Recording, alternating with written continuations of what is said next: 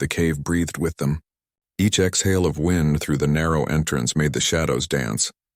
And with every flicker, Tavi pressed closer to Ro. They were Kethryn cubs, barely past their third molt, their silvery fur matted with dust and fear.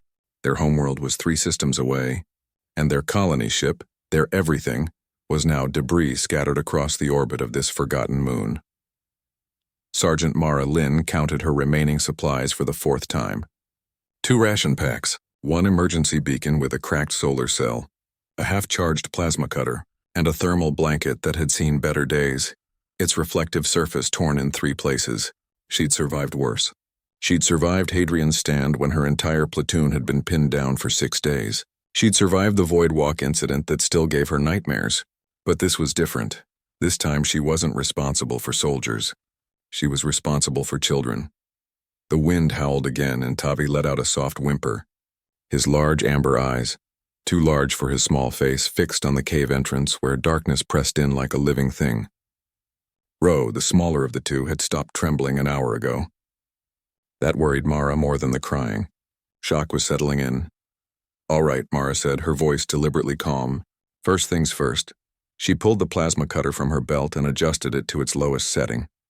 The cubs flinched at the sound, but Mara moved slowly, deliberately, gathering the dried moss and dead wood she'd spotted near the cave's mouth. Kethryn's had excellent night vision, better than hers, but fire was universal. Fire meant safety. Fire meant home. The plasma cutter sparked once, twice, then caught. The moss began to smolder, and within moments a small flame flickered to life. Mara fed it carefully, building it up until warm orange light pushed back the shadows. The transformation was immediate. The cave stopped feeling like a tomb and started feeling like shelter. Tavi's ears perked up slightly. Ro's eyes tracked the flames with something that might have been wonder. "There we go," Mara said softly. She pulled out the thermal blanket and shook it open despite its tears. It would still work. "Now come here. Both of you," they hesitated. Of course they did. They'd been taught rightly that humans were dangerous. Humans were the galaxy's paradox, soft-skinned and fragile. Yet somehow they'd clawed their way to the stars through sheer stubborn refusal to die. Humans made weapons out of curiosity and shields out of spite. Even the Kethryn adults gave human soldiers a wide berth, but Mara didn't move toward them. She simply sat by the fire and spread the blanket beside her, creating a space, an invitation, not a command. "I know you're scared," she said, staring into the flames. "I know everything feels wrong right now. Your ship is gone. Your parents—" She paused, swallowing the words that would only make it worse. "You don't know where they are, and you're stuck in a cave with a human you've never met, on a moon that's freezing, and you don't know if anyone's coming." Tavi's breathing hitched. The truth was harsh, but cubs were smarter than people gave them credit for. "But here's what I know," Mara continued. "I activated our distress beacon before we crashed. The signal's weak, but it's out there, and humans don't leave people behind. Not soldiers. Not civilians. Not cubs." She turned to look at them directly, and definitely not on my watch. Ro moved first. Just a tiny shuffle forward, testing. Mara didn't react, didn't reach out. She just kept her hands visible and her posture open. Another shuffle. Then another. When Ro was close enough, Mara slowly lifted the edge of the blanket. "Come on, little one. It's warmer over here." Ro crept under the blanket, and Mara felt the cub's small body shaking, not just from cold, but from everything. Tavi watched his sibling, then made his decision. He scurried over and pressed against Ro's other side. Mara wrapped the blanket around them both, then pulled them closer to her side. They were so small.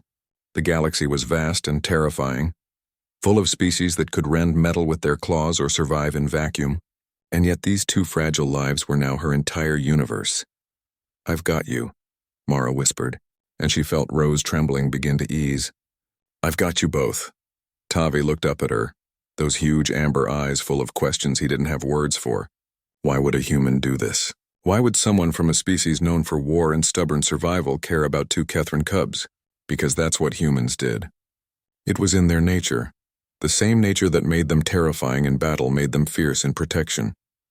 They adopted orphaned animals on their own world. They risked their lives for strangers.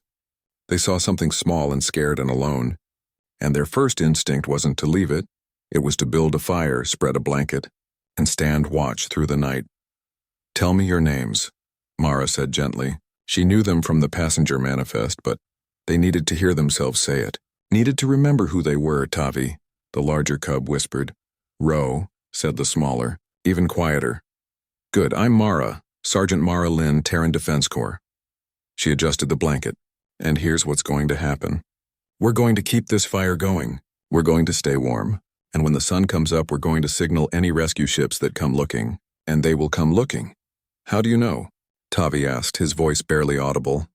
Mara smiled, though her eyes held the weight of every battle she'd survived. Because I know humans. And I know we don't quit, ever.